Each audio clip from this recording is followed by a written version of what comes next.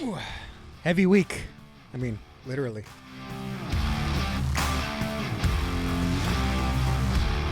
Howdy, I'm American Texan, and I love comic books, specifically reading comic books. Other channels deal with the drama and the stupid things creators put out there.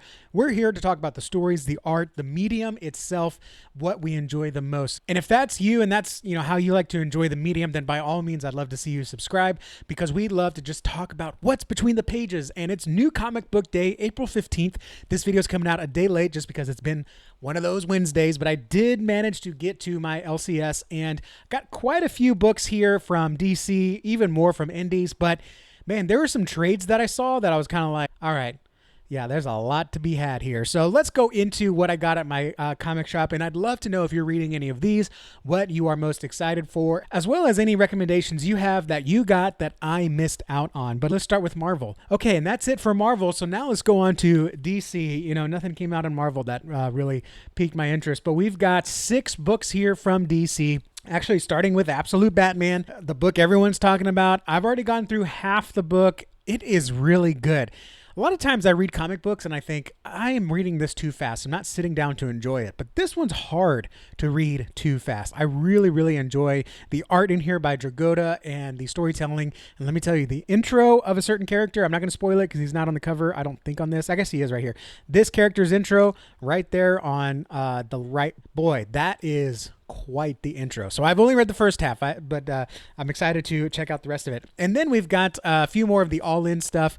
We've the new line, Next Level, whatever it's called. We got Lobo number 2 by Scotty Young. Really enjoyed number 1. Looking forward to 2. And the Jorge Corona art is just fantastic.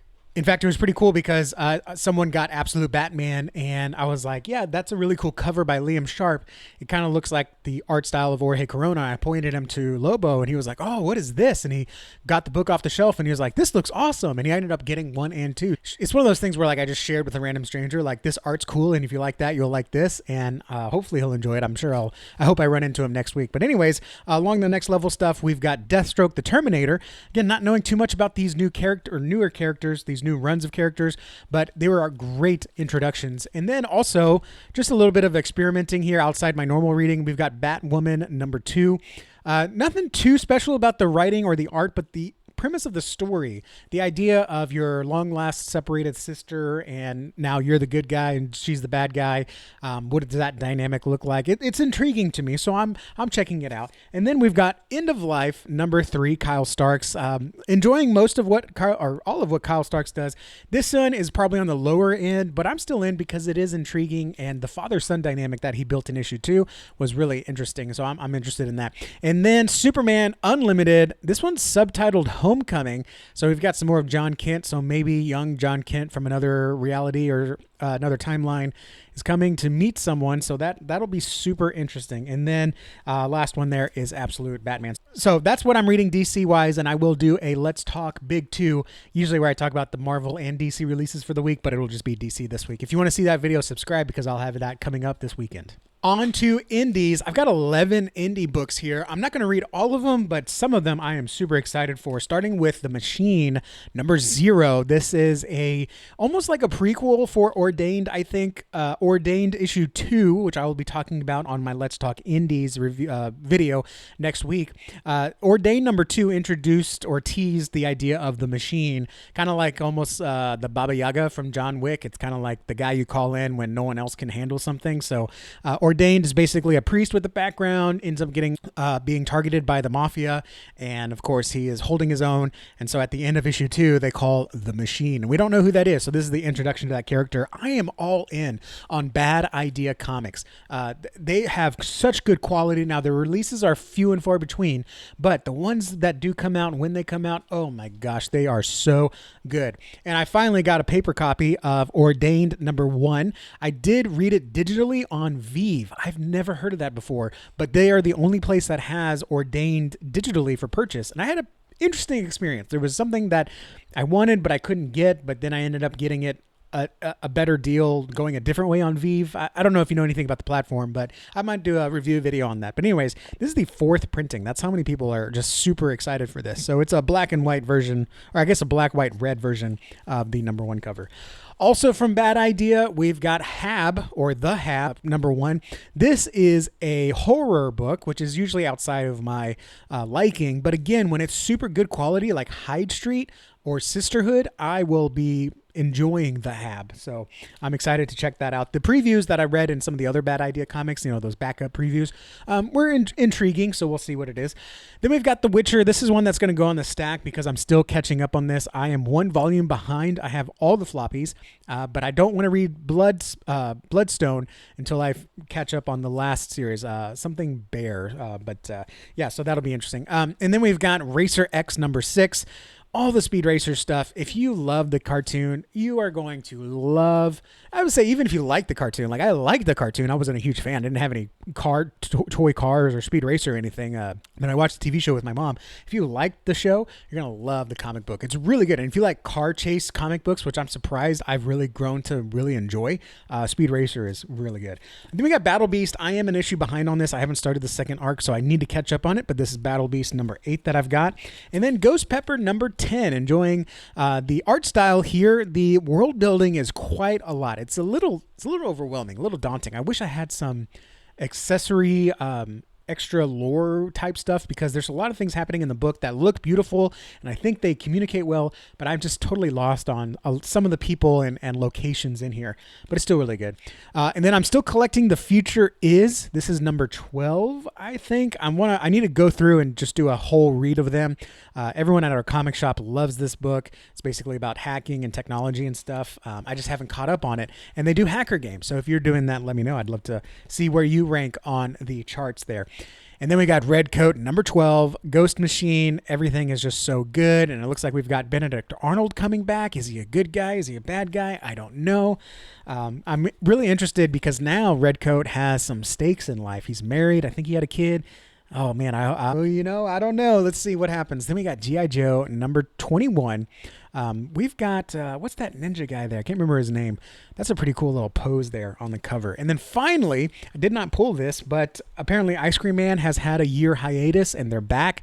So I thought I'd check out the latest one here. And this looks like a homage to one of the Hitchcock movies. And so I'll check it out and see what that is. The window in the back of the apartment. Maybe it's a different take on that trope of, the handicapped guy seeing a murder and he's got to, figure out, is he crazy or, whatever. But anyways, really excited for all of these indies. And again, I will do a video on Let's Talk Indies at the beginning of next week. So if you want to catch that, be sure to subscribe. And a big week because we've got even more here, a bunch of trades. Most of these are just going to go in the library. Again, I like to think of my library as my apocalypse insurance. Some of these, I know I'm not going to sit down and read, but if the apocalypse ever happens, we ain't ever going to be bored. And I think entertainment will be a big thing to trade for in the apocalypse. So I say that tongue in cheek, but it helps me. Listen, it just helps me verify all these stupid purchases that I know I'm not going to read, but at least I know it's there if I wanted to read it. Or God forbid, if I'm ever in the hospital for an extended period of time, I have lots of stuff to read. So anyways, lots of trades here. Actually, one of them's not for me, but we got DC's finest Western, and this is called The Hangman Never Loses. This is a collection of all the old school DC Westerns, so I'm excited to check that out. Some of it is sci-fi. It's got like weird Western tales, but then a lot of the classic stuff, Tomahawk, Top Guns. So this will be a lot of fun here because I'm really enjoying cowboy comics and Western comic stuff. And then these aren't for me. I actually get them before my, I'll just say for a family member. But this is Maria Lovett's Artificial. I'm trying to get this family member into comics because they really enjoy reading. And I think this is a nice bridge here. She really enjoyed Nice House on the Lake and Nice House by the Sea.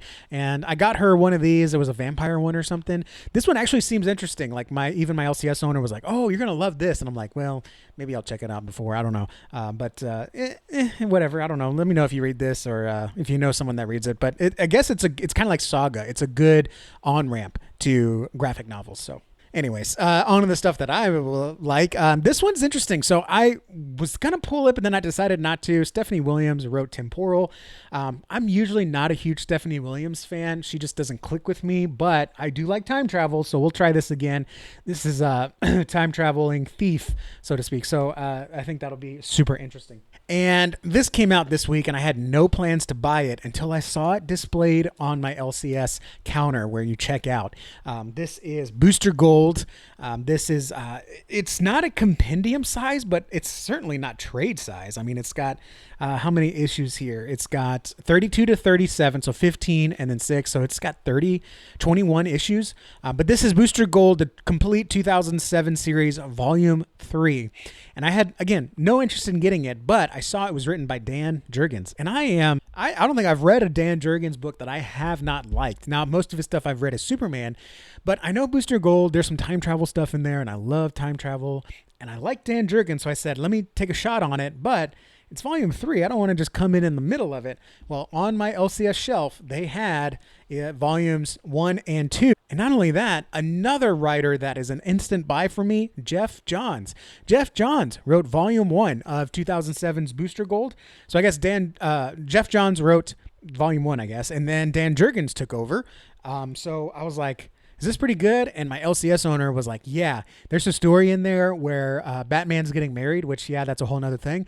But Booster Gold wants to surprise Batman with a wedding gift and goes back in time to try to get Batman's parents, when they're still alive, to come to the wedding. And he ends up screwing things up. And I was like, that sounds like a story that I am all over and I would love to see. So, yeah. So anyways, this is interesting. So, getting the 3 series here, it's almost like buying a compendium. Do I have these in order? It seems like the stars should line up differently. Yeah, I don't have it in order. Here we go. There we go. Now the stripes line up. So I think that's great. I don't know if there's any more after this, but seems like it'll be a great read to keep on the shelf for a rainy day. And then as far as consignments, not too much. I haven't been able to be on the live streams or really check out what they have on consignment. But from what I did see, there was a Green Lantern collection that came in, and I got a couple of Hal and Carol covers. I think I'm really enjoying collecting the couples covers, what I call the couples covers. I don't collect all couples, just the ones that I like read the books. So like Ultimate Spider-Man was a good one. And then of course Green Lantern's a good one. So I don't know. I just like that. I like my family man. I like to see families, happy families, couples on my covers. So yeah, got those 2 on consignment. And then we just got one book that came in the mail. This is Athena #1 Kickstarter book. This is by Jared, who does the channel Comics League, and I really enjoy his channel. I don't watch all the videos because he puts out quite a bit of content, but definitely the Comics After Dark he does on Fridays, as well as some special episodes, like he just did a Super Pets one that was pretty cool. So Jared wrote his own book. I don't know if it's written from the perspective of like, this is what Wonder Woman should be, but he is using that mythology angle here to create Athena. So that's pretty cool. And I don't know if this was part of it, stretch goals, or if I actually ordered it, but we got a whole bunch of trading cards in the back. So that's pretty cool. I guess usually if I order, I try to get the whole set. So I'm excited to check this one out. Athena by Jared. I don't know his last name from Comics League. So I'm excited to check that out. So there you have it. That's all the books that I'm pulling this week, as well as some trades that I got just for the archive, but it's there. If I ever feel like I want a good Western story or ever want a good time traveling story, I've got a whole chunk of stuff to catch up on. So thank you guys for watching. Like this video if you like this video, and if you want to stick around, subscribe, and we'll be talking Big 2 comics in the next video, and then let's talk indies after that. Quite a few indies, because I haven't been able to do an indie video in a while. In fact, I got the last batch of indies that I read here. So by the way, Romeo and Juliet and Godzilla, wow, what a surprise. That was really enjoyable. So again, thank you guys for watching. Your time and attention mean the world to me, and I'll see you all in the next video. Adios.